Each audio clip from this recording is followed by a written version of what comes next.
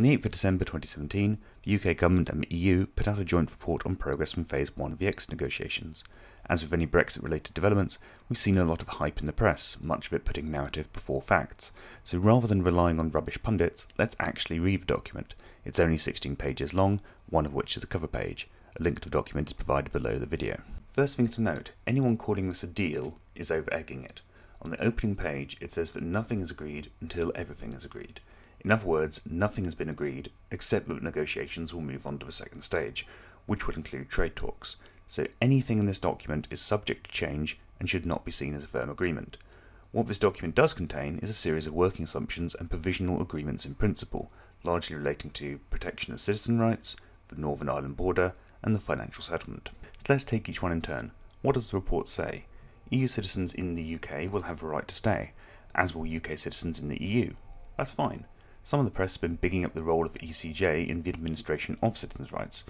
The Guardian here saying that ECJ will enforce EU citizens' rights. This is overplaying what's in the document. What it actually says is that citizens' rights should follow on from those that currently exist. In the context of application of rights established under the EU, the UK should have due regard to how the ECJ interpreted those rights. Having regard to is a fairly standard term that is used within legislation. I used to work for a quasi-autonomous non-ministerial organisation that had statutory duties to have regard to lots of things.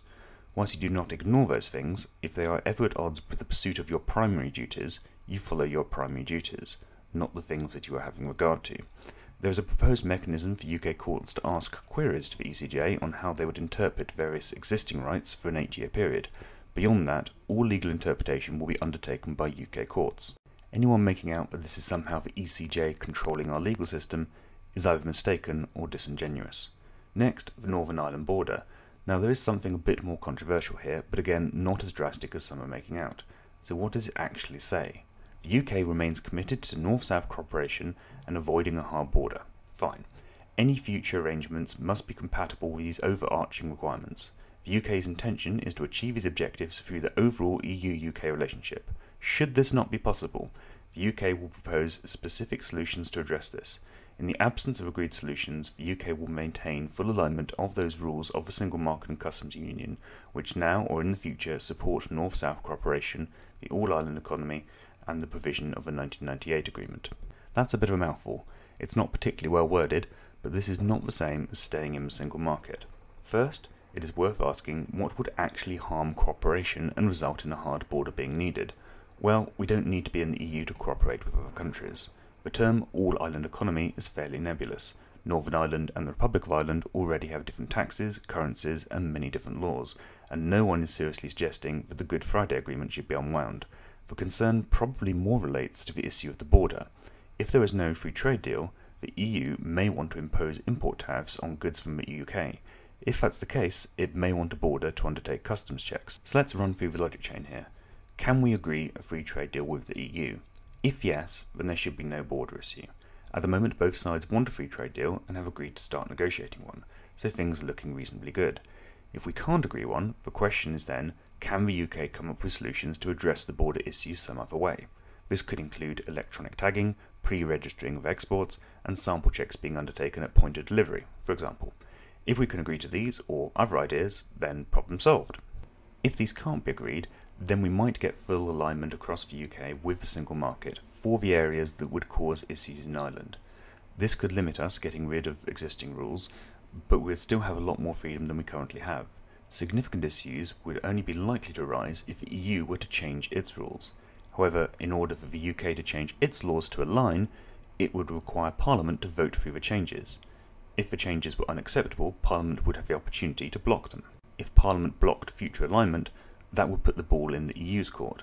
Would it establish a hard border? Well, never say never, but the Republic of Ireland definitely doesn't want a hard border, and the EU Commissioner said it doesn't want one.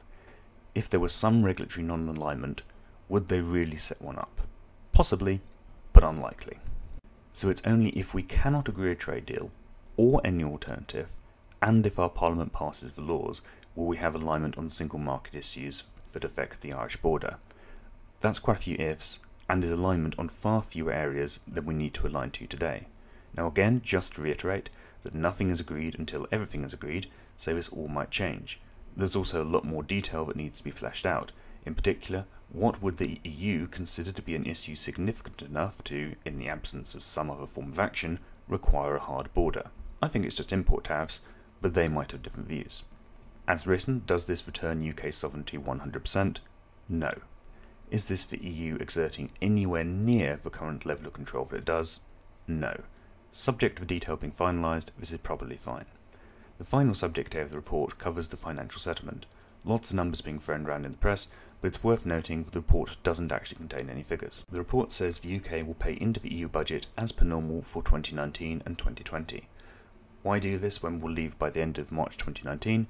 You might remember from Theresa May's Florence speech, she has previously asked for a transition period of around 2 years. The exact details of such a period haven't yet been provided, but it sounds like there'd be some limited legal divergence and would be able to sign their own trade deals.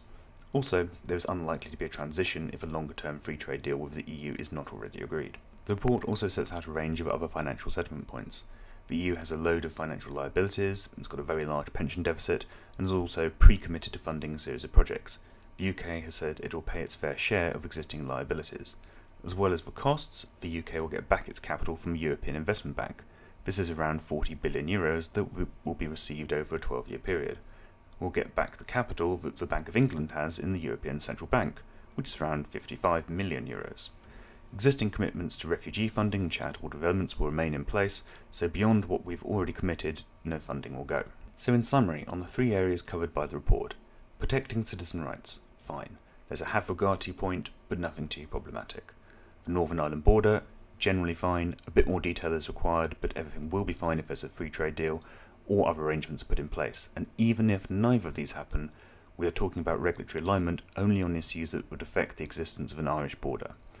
The financial settlement, perhaps a bit higher than expected, reflecting the intention of a transition deal and the funding of some pre-committed projects, but even if this comes out at 50 billion, which is what people were previously talking about, it's worth noting that we give around 20 billion gross, 10 billion net to the EU each year. So that's 2.5 years of gross payments, 5 years of net. And finally, just to labour the point, the only thing that has definitely been agreed is that trade talks will start next year. Everything in the document is subject to change, and if the trade talks fail, then we may well go back to the no-deal option, where we could walk away without paying anything, but may have to trade with the EU on World Trade Organization terms.